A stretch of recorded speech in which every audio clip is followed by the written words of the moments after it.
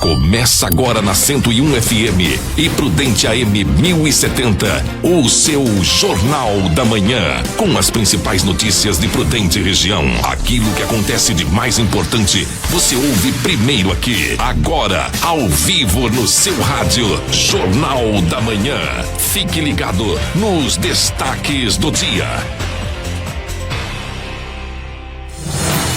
7 horas em Presidente Prudente. Eu sou o Joelton Carlos. A partir de agora nós vamos juntos até às 7 horas e 30 minutos com o Jornal da Manhã, edição local e regional, na sua 101 FM, na Prudente News. Bom dia a você.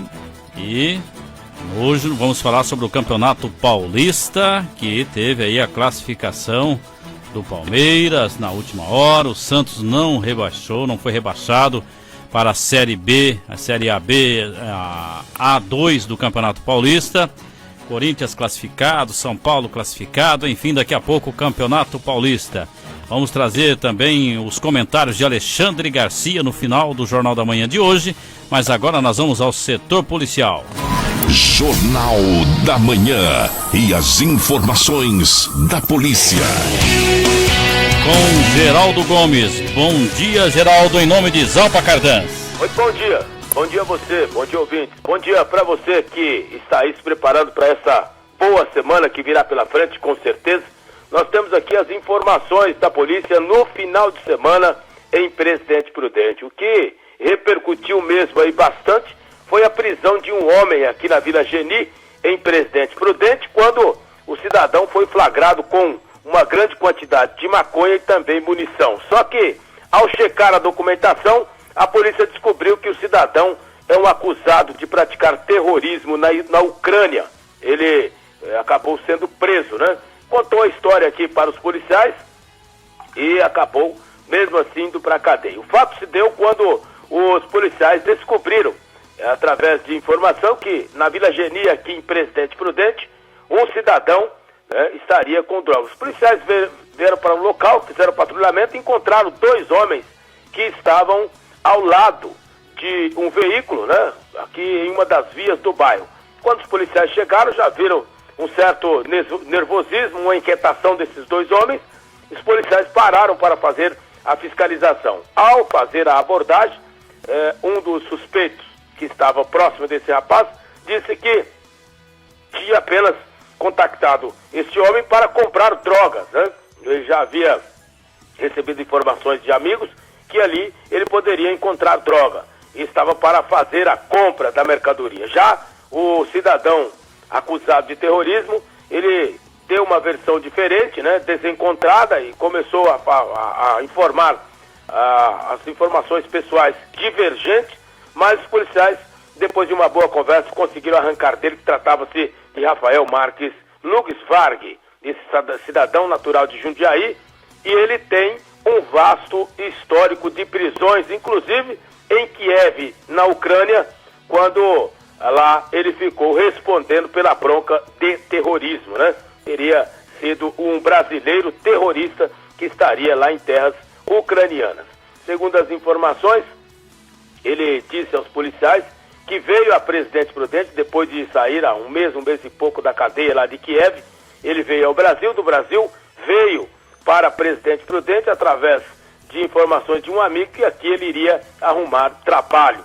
Só que aqui ele alugou uma casa e esta casa foi alugada para o tráfico de drogas. Segundo ele, ele teria alugado a casa para as pessoas guardarem as drogas e também munições no interior da residência. A polícia, na vistoria, encontrou no quarto uma caixa de papelão e dentro 33 tijolos de maconha. Ao lado, uma bacia, foram encontrados papéis filme e ainda saquinhos zip, né? E R$259, além de além de 3 e 10 euros, uma balança de precisão e um saco plástico contendo um material esbranquiçado parecendo ser cocaína. Ao lado da porta, ali do quarto, também dentro de outra caixa de papelão, a PM também encontrou um total de 350 cartuchos íntegros de munição do calibre 9mm. Ainda no quarto do homem foi apreendido notebook, vários passaportes, documentos pessoais, uma agenda com anotações e 3 aparelhos de telefone celular.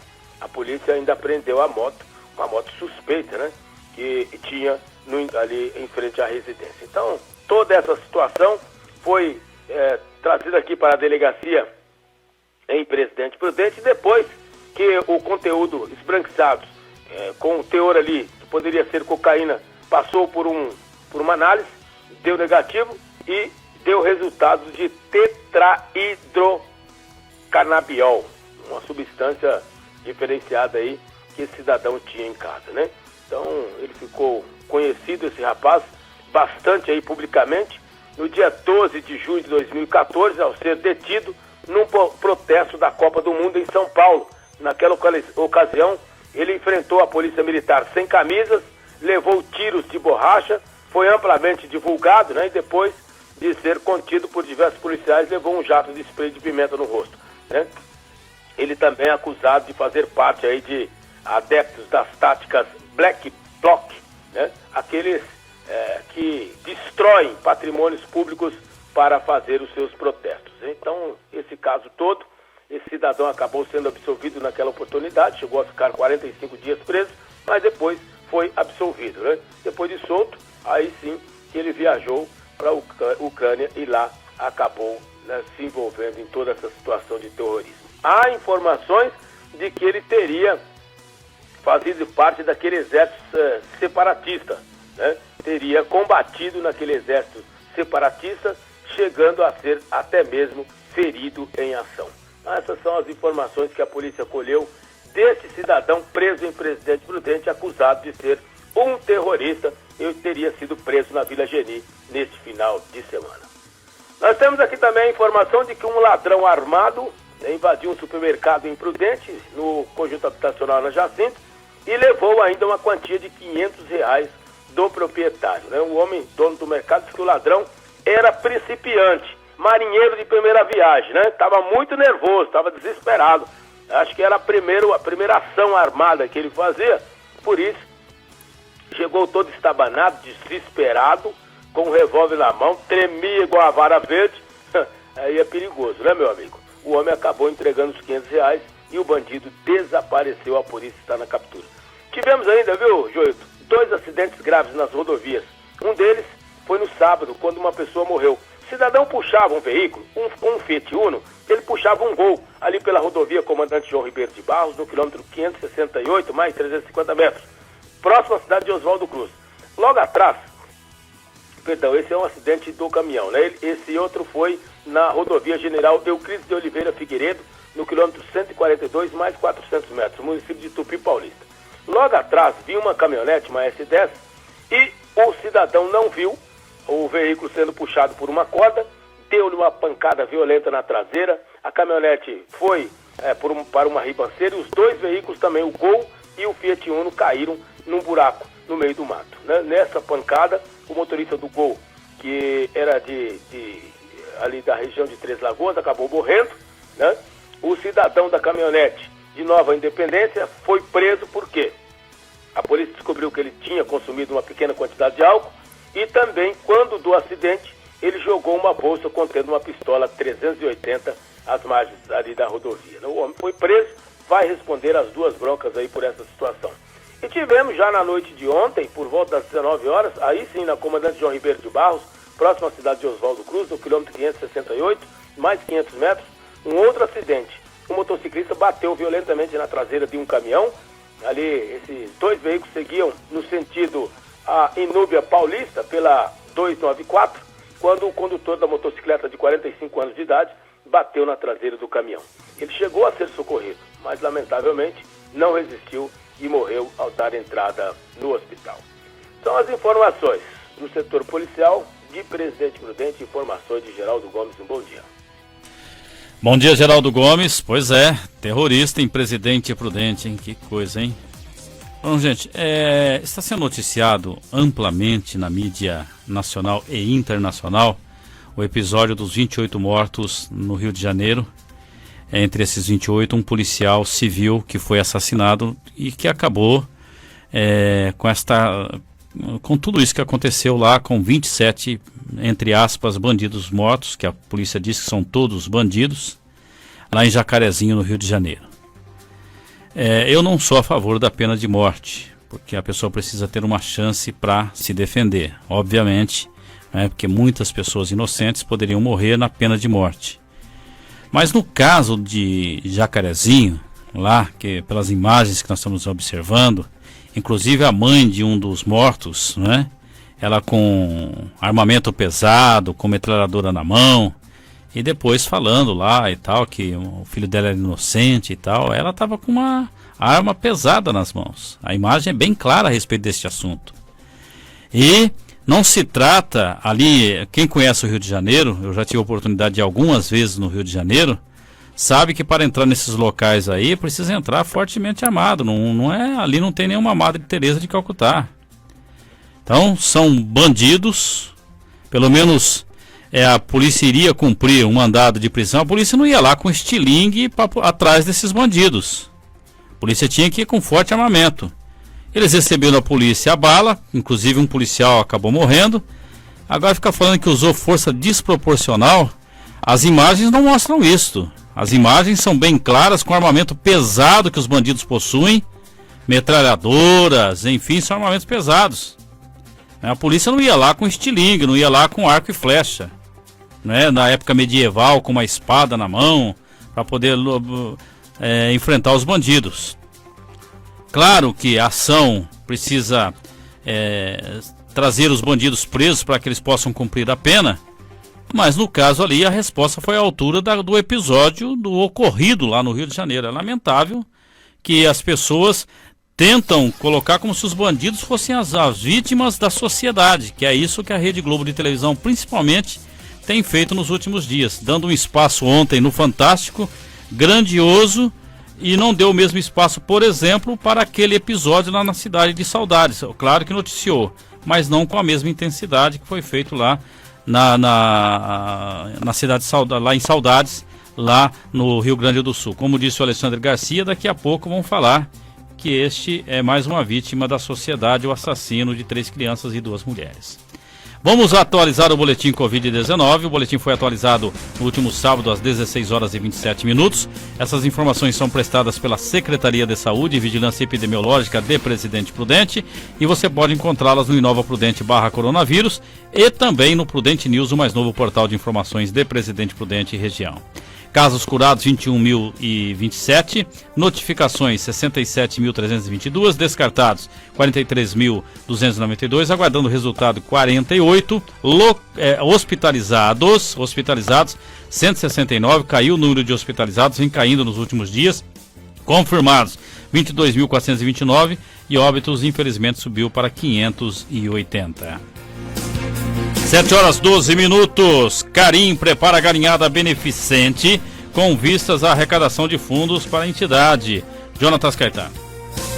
A Associação de Apoio ao Paciente Renal Crônico Transplantado de Presidente Prudente, o Carim, realiza neste final de semana mais uma galinhada beneficente, visando arrecadar fundos para a manutenção da unidade e também para a construção do Hospital do Rim. A vice-presidente do Carim, Sumaia Zakir, falou sobre esta ação que será realizada no próximo fim de semana. Essa galinhada é pelo sistema drive-thru, a ser retirada na rua Otimar Buarque 41, das 11 às 14 horas. É na sede da associação e fica em frente à Praça das Cerejeiras.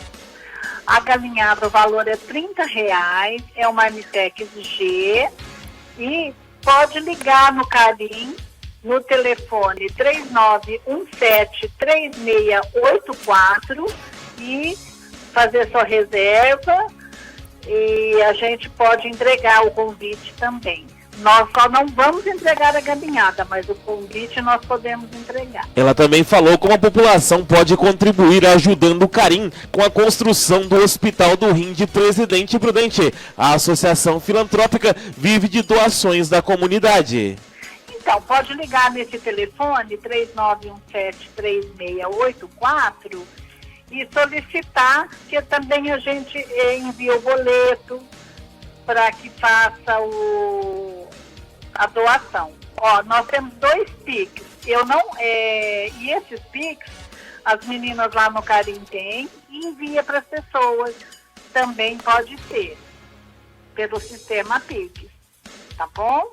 Mas aí precisa fazer um pré-cadastro com as meninas lá no Carim, com a Deise ou com a Elaine, para que possam ter o controle direitinho. 7h14. A Associação Regional de Recebimento e Prensagem de Embalagens Vazias promove ação de recolhimento no recinto de exposições. Jonatas Caetano está novamente no Jornal da Manhã. A partir de hoje, a Associação Regional de Recebimento e Prensagem de Embalagens Vazias, a ARPREV, promoverá uma ação para recolhimento de embalagens vazias de agrotóxicos em Presidente Prudente. O objetivo desta iniciativa é garantir o descarte correto destas embalagens e a proteção do meio ambiente. Esta ação está sendo realizada no recinto de exposições Jacob Tozello, que fica na rodovia Raposo Tavares, no quilômetro 563, na Vila Nova Prudente, em Presidente Prudente, e segue até amanhã, das 8 às 4 da tarde. Segundo a Secretaria Municipal de Desenvolvimento Econômico de Prudente, a ação, em parceria com a ARPREV, busca garantir condições para que os trabalhadores agrícolas cumpram o que é previsto em lei.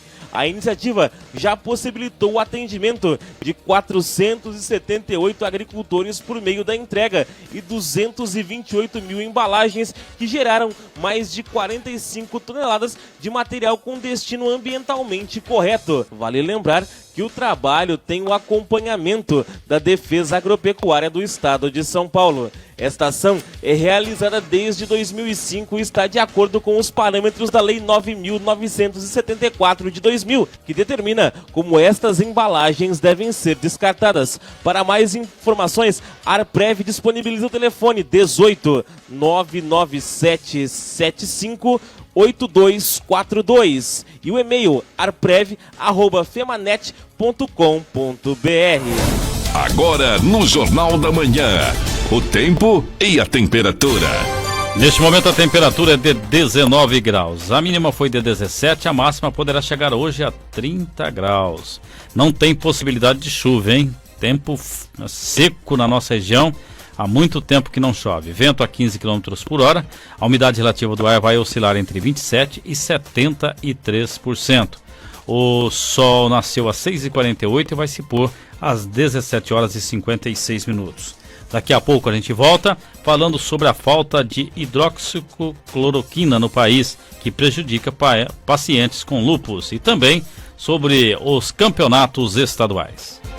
Jornalismo, independência e credibilidade. Jornal da Manhã. De volta no seu rádio, o Jornal da Manhã. 7h21. Falta de hidroxicloroquina no país prejudica pacientes com lúpus. Adriana Mesquita. Nesta segunda-feira, 10 de maio, é o Dia Mundial da Luta contra o Lúpus. Eliane Cristina Olímpio descobriu a doença em 2017. Dores musculares, que eu achava que eram dores musculares, a fadiga, não conseguia mais fazer o que eu gostava, indisposição e mancha no meu corpo. São 4 tipos de lúpus, aí descobri o cutâneo. Fui fazer a biópsia justamente das manchas da pele e aí veio o diagnóstico do sistêmico. Junto com a doença autoimune que não tem cura, veio também a depressão e a ansiedade. Pouco depois de aceitar a doença e iniciar o tratamento, Eliane ajudou a fundar a Associação Nacional das Pessoas com Lúpus. Um dos objetivos da NP Lúpus é dar assistência a pacientes e lutar para que todos tenham direito ao tratamento. No ano passado, esse desafio se tornou ainda maior quando a hidroxicloroquina foi amplamente divulgada para tratar a Covid-19. Em qualquer lugar que a gente fosse, a gente conseguia comprar se a gente não recebesse. O remédio que a gente comprava de 30 foi para 100 e pouco. Depois, a saúde confiscou, a gente não conseguia mais comprar nas farmácias, somente em farmácia de alto custo para retirar. Só que a demanda é muito grande e a farmácia não tem a quantidade para passar para a gente. A médica reumatologista do Hospital Brasília, Tainá Carneiro explica que a hidroxicloroquina é o carro-chefe no tratamento inicial do lúpus. Por isso, a busca desenfreada nas farmácias brasileiras afetou muitos pacientes com a doença. Cloroquina, hidroxicloroquina ou difosfato de cloroquina, ela tem um perfil bom para diminuir a atividade da doença do lúpus e impedir também que os pacientes que já têm lúpus, eles desenvolvam o que a gente chama de flare, ou seja, aquela reativação da doença. Além disso, alguns trabalhos não tão recentes mostraram que a cloroquina, ela aumenta a expectativa de vida do paciente, ela diminui a inflamação e diminui também a chance do paciente desenvolver outras doenças que o lúpus pode trazer.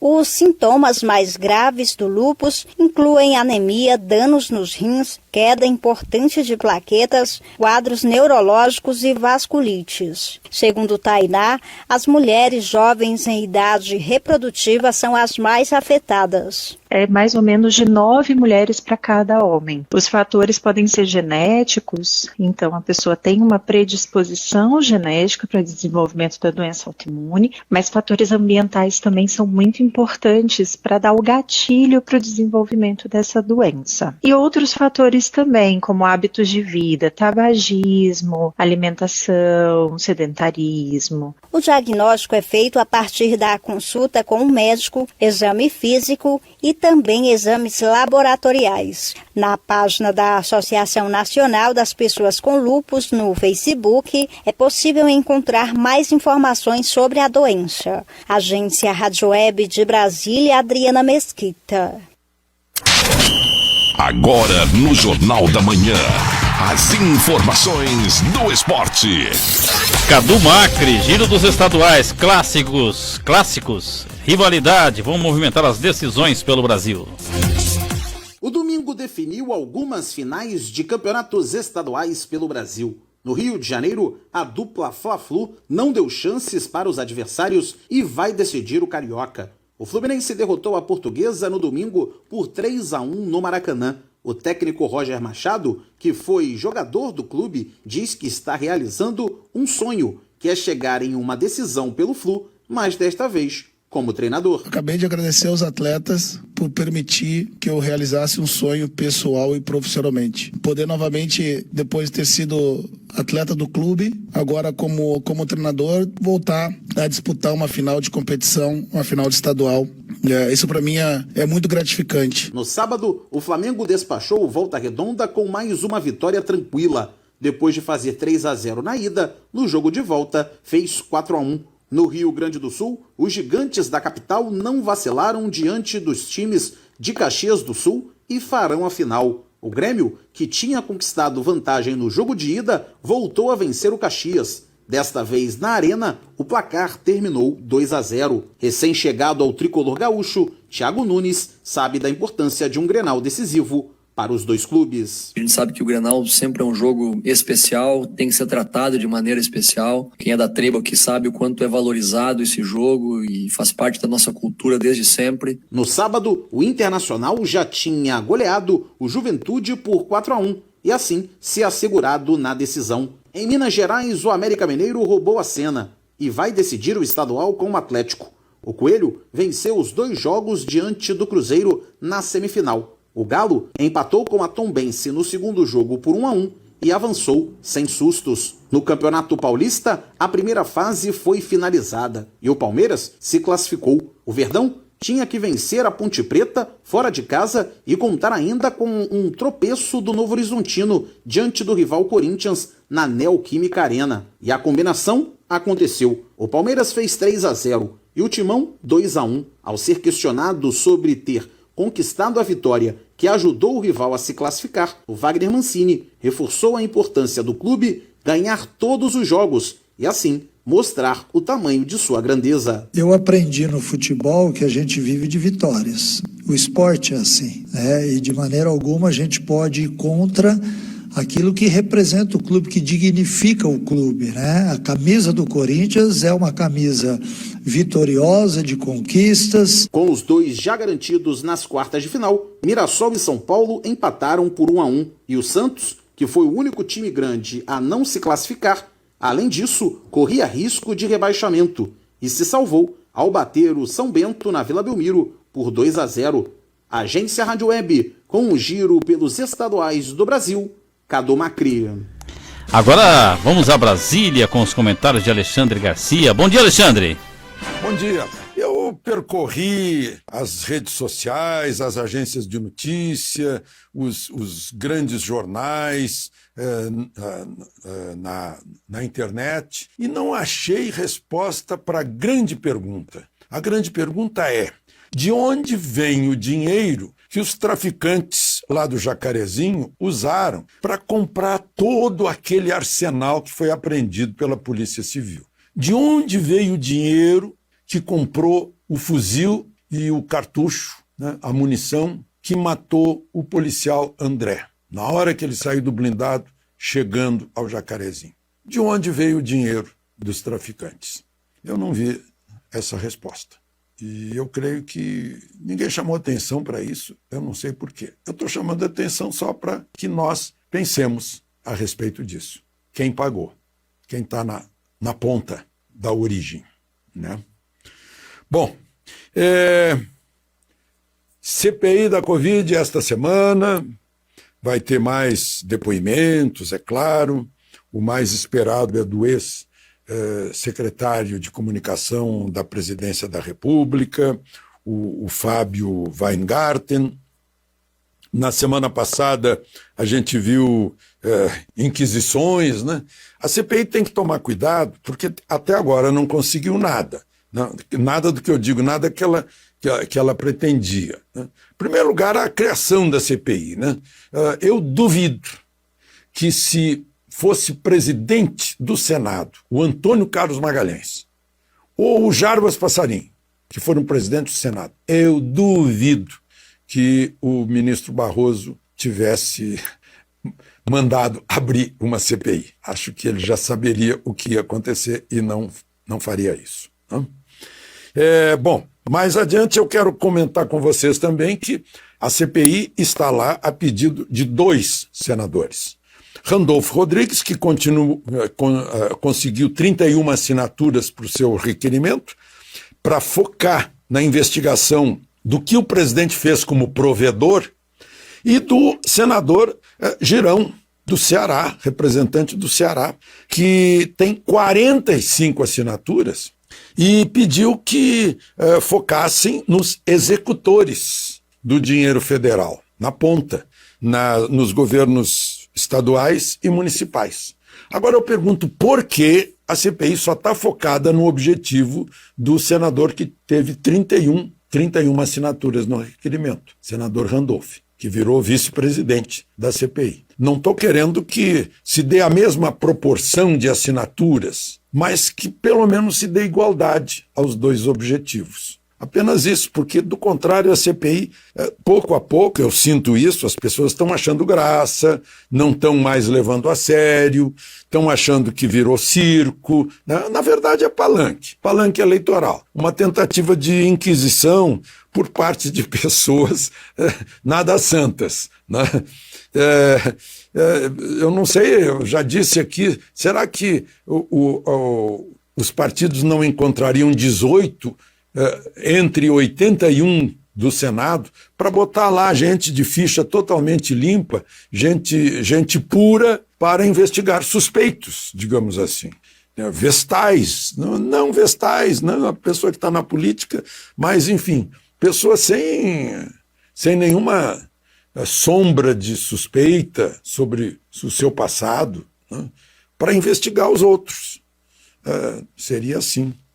Eu queria registrar que a doutora Nise Yamaguchi se ofereceu para depor, não iam aceitar, mas como ela se ofereceu em público, ficou chato, eles tiveram que aceitar. E eu gostaria muito, né, para esclarecer, porque discutem muitas coisas lá, né, por que não convocam as milhões de pessoas que tiveram Covid e que não foram sequer hospitalizadas? E perguntem por quê. Só isso, simples. De Brasília, Alexandre. Estamos encerrando mais uma edição do Jornal da Manhã, edição local na sua 101 FM, na Prudente News. Mais informações no Jornal do Meio-Dia com a Paty Ribeiro e o Ricardo Barcelos. Aqui você continua com a comunicação de Paulinho Vidigal até as 9. E depois chega Eudes Figueiredo encerrando o Sertanejo Bom Demais. A partir das 10 tem Ricardo Barcelos. Depois a Paty Ribeiro, chega Ailton Freitas. E para finalizar o dia tem a Ananias. Hoje tem Túnel do Tempo aqui na 101 FM. A partir das 8 tem Hélio Casimiro na Prudente News. Um forte abraço, um bom dia e até lá. Você ouviu pela 101 FM e Prudente AM 1070, Jornal da Manhã.